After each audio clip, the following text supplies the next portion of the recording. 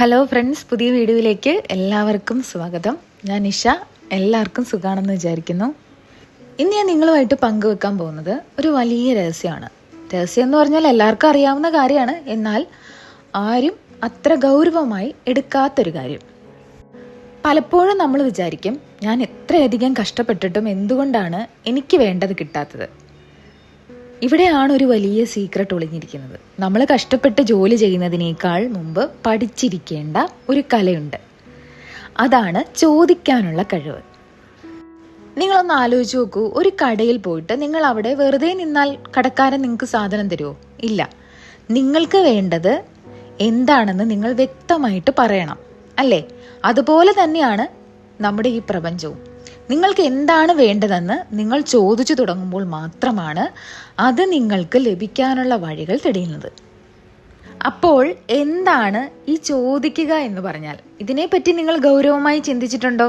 ഒന്ന് ആലോചിച്ച് നോക്കൂ. നമ്മുടെ വീട്ടിലായാലും ജോലി സ്ഥലത്തായാലും നമ്മൾ കൃത്യമായിട്ട് കാര്യങ്ങൾ ചോദിക്കാറുണ്ടോ? ഇല്ല. അവിടെയാണ് നമുക്ക് പിഴയ്ക്കുന്നത്. ഈ വിഷയത്തിൽ എനിക്ക് പറയാനുള്ള 3 പ്രധാനപ്പെട്ട പോയിന്റുകളൊന്ന് ശ്രദ്ധിച്ച് കേൾക്കുക. അതിലൊന്നാമത്തേതാണ് ചോദിച്ചു തുടങ്ങുക. നിങ്ങൾ എപ്പോഴെങ്കിലും ആലോചിച്ചിട്ടുണ്ടോ, നമ്മളൊരു കാര്യം വേണമെന്ന് ആത്മാർത്ഥമായിട്ട് ആഗ്രഹിച്ച് അത് ചോദിക്കുമ്പോൾ നമ്മുടെ ഉള്ളിലൊരു മാറ്റം സംഭവിക്കുന്നത്? അത് നമ്മുടെ മനസ്സിനെയും നമ്മളുടെ വികാരങ്ങളെയും ഒരുപോലെ ഉണർത്തുന്ന ഒരു പരിപാടിയാണ്. സത്യം പറഞ്ഞാൽ ഇത് എങ്ങനെയാണ് വർക്കാകുന്നതെന്ന് പോലും പലർക്കും അറിയില്ല. പക്ഷെ ഒരു കാര്യമുണ്ട്, നമുക്കത് എങ്ങനെ പ്രവർത്തിക്കുന്നു എന്ന് അറിയില്ലെങ്കിലും അത് നടക്കുന്നുണ്ട്. ഇപ്പോൾ നിങ്ങളൊരു സ്വിച്ച് ഇടുമ്പോൾ ബൾബ് കത്തുന്നു. ആ വയറിലൂടെ കറണ്ട് എങ്ങനെ പോകുന്നു, അല്ലെങ്കിൽ ഫിലമെന്റ് എങ്ങനെ കത്തുന്നു എന്നൊക്കെ നമ്മൾ ഗവേഷണം ചെയ്യേണ്ടതില്ലല്ലോ. ഇല്ല, സ്വിച്ച് ഇട്ടാൽ നമുക്ക് വെളിച്ചം വരും, അത്ര തന്നെ. അതുപോലെയാണ് ചോദിക്കുന്ന കാര്യവും. അപ്പോൾ എന്താ വേണ്ടത്? എങ്ങനെ പ്രവർത്തിക്കുന്നു എന്ന് ആലോചിച്ച് സമയം കളയാതെ ആ പ്രോസസ്സ് ഒന്ന് സ്റ്റാർട്ട് ചെയ്ത് നോക്കുക. എന്താണോ പ്രോസസ്സ്? ചോദിച്ചു തുടങ്ങുക. ഇനി രണ്ടാമത്തെ പോയിന്റാണ്, ലഭിക്കുക എന്നത് സ്വാഭാവികമാണ്. ഇത് ഒരു അത്ഭുതകരമായ കാര്യമാണ്. ചോദിച്ചു കഴിഞ്ഞാൽ അത് നിങ്ങളിലേക്ക് എത്തുക എന്നത് ഓട്ടോമാറ്റിക്കായി നടക്കുന്ന കാര്യമാണ്. അങ്ങനെയാണെങ്കിൽ എന്തുകൊണ്ടാണ് പലർക്കും ആഗ്രഹിച്ച കാര്യങ്ങൾ കിട്ടാത്തത്? ഉത്തരം വളരെ ലളിതമാണ്, നിങ്ങൾ ചോദിക്കുന്നില്ല. അപ്പോൾ കഴിഞ്ഞ ഒരു വർഷം നിങ്ങൾ ഒരുപാട് കഷ്ടപ്പെട്ടിട്ടുണ്ടാകും, രാപ്പകലില്ലാതെ ജോലി ചെയ്തിട്ടുണ്ടാകാം. പക്ഷേ നിങ്ങളുടെ കയ്യിൽ ഒരു ലിസ്റ്റ് ഉണ്ടോ? എനിക്ക് അടുത്ത വർഷം ഇതൊക്കെ നേടിയെടുക്കണം എന്ന് എഴുതി വെച്ചൊരു പേപ്പർ കയ്യിലുണ്ടോ? മിക്കവാറും കാണില്ല. നിങ്ങൾ നല്ലൊരു പണിക്കാരനായിരിക്കാം, പക്ഷേ നിങ്ങൾ കാര്യങ്ങൾ ചോദിച്ചു വാങ്ങാൻ അറിയാത്ത ഒരാളാണ്.